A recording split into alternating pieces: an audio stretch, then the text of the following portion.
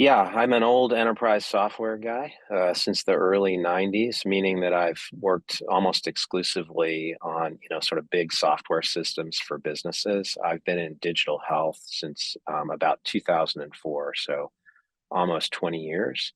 I was on the leadership team of a company that we sold to IBM in 2010. I've created some businesses within larger businesses. I've been a CEO a couple of times, been very fortunate to have been able to be part of some really fantastic teams over the years. My focal area in digital health is primarily on sort of large platforms for data management, data integration, analytics, and so on. And so AI is kind of a natural progression from the experience that I've had so far in the digital health industry.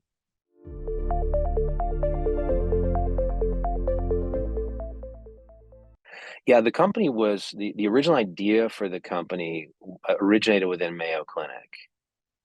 And so Mayo Clinic, as you probably wouldn't find surprising, does a tremendous amount of research in artificial intelligence and machine learning. And what they discovered was while it's relatively straightforward, it's not easy. It takes a lot of skill to do the data science, right? To sort of do the math and the analysis to create versions of algorithms that operationalizing them at scale is a real challenge because you have to connect those algorithms with data in the unique data environments that exist, all over providers, right? You have to be able to tie the output of the algorithms into clinical workflows, and those workflows can vary. You deal with different organizational cultures and ways of delivering care and so forth.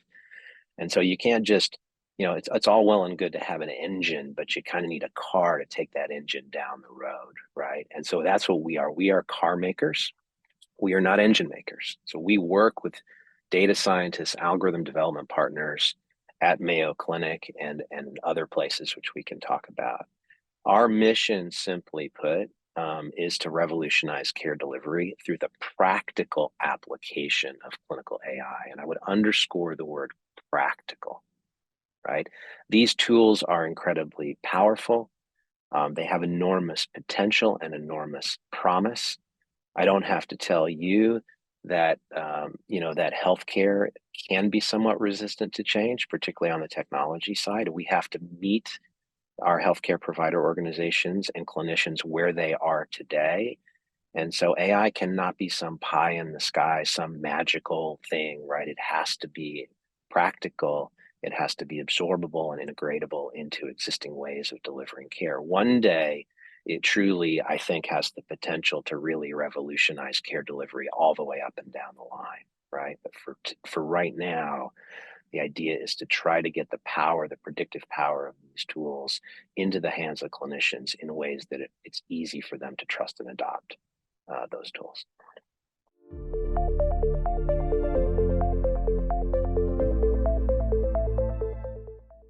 Yeah, I mean, it is early. It certainly is showing incredible potential, and it is being used in a variety of different places to deliver better care. But we're in the first inning, of the game here.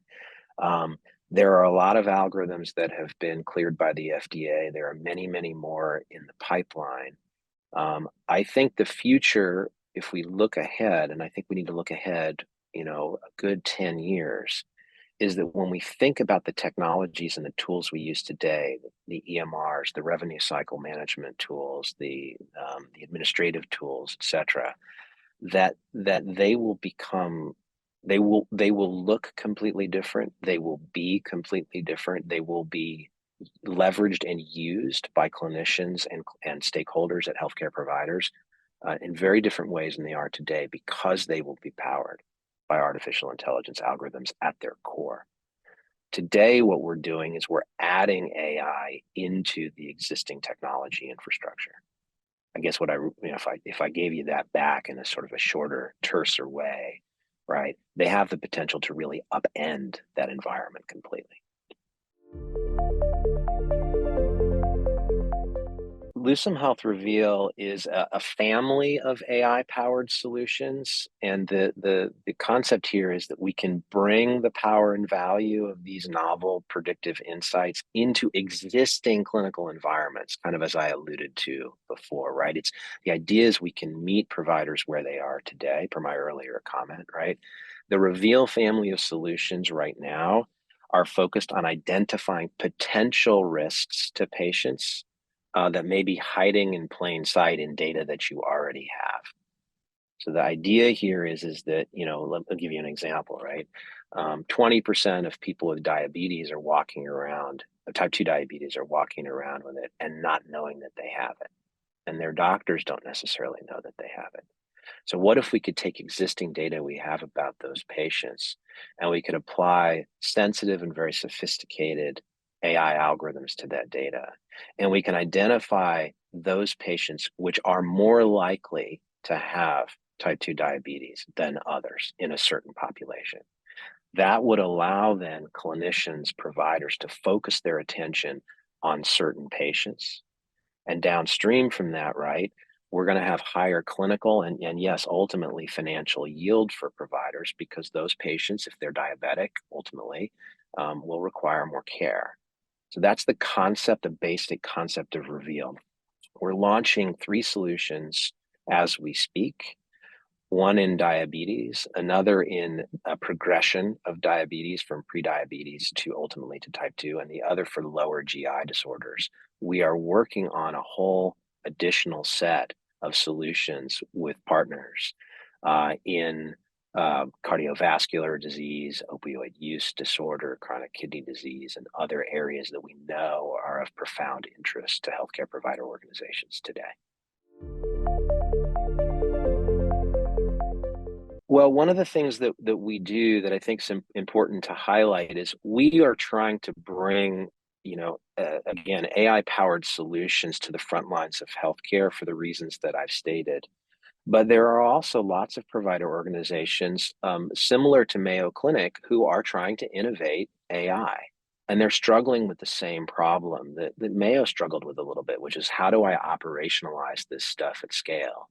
So in addition to bringing solutions directly to provider organizations who may not have the facility to be able to develop their own algorithms, right? We're also working with healthcare provider organizations who do have that facility, and they have algorithms, they have data science that's, for lack of a better term, languishing at the bench and not getting to the bedside because they haven't been able to figure out how to operationalize it at scale.